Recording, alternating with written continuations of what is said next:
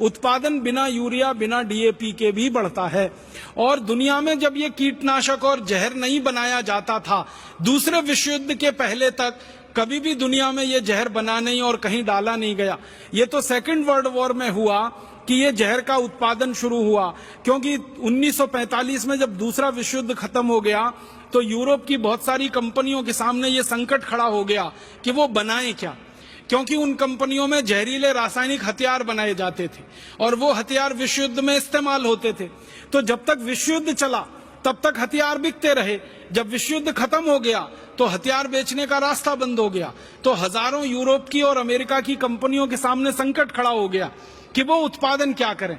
तो फिर उन कंपनियों ने रास्ता निकाला कि जिन कारखानों में हथियारों का उत्पादन होता है उन्हीं कारखानों में जहरीले रासायनिक चीजों का उत्पादन करके urea, DAP, LD carb, lindane के नाम पर दुनिया भर में बेचा जाए।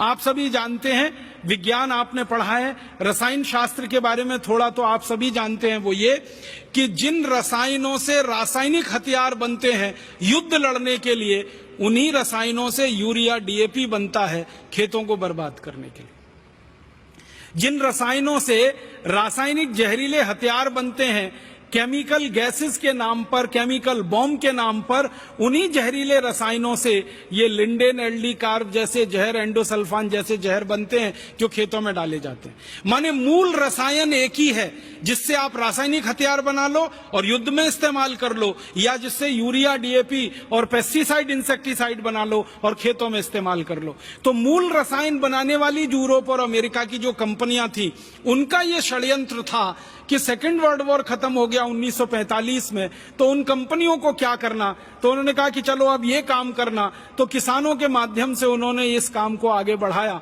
और सबको मूर्ख बनाकर और झूठ बोलकर सारी दुनिया में ये मौत का व्यापार फैलाया।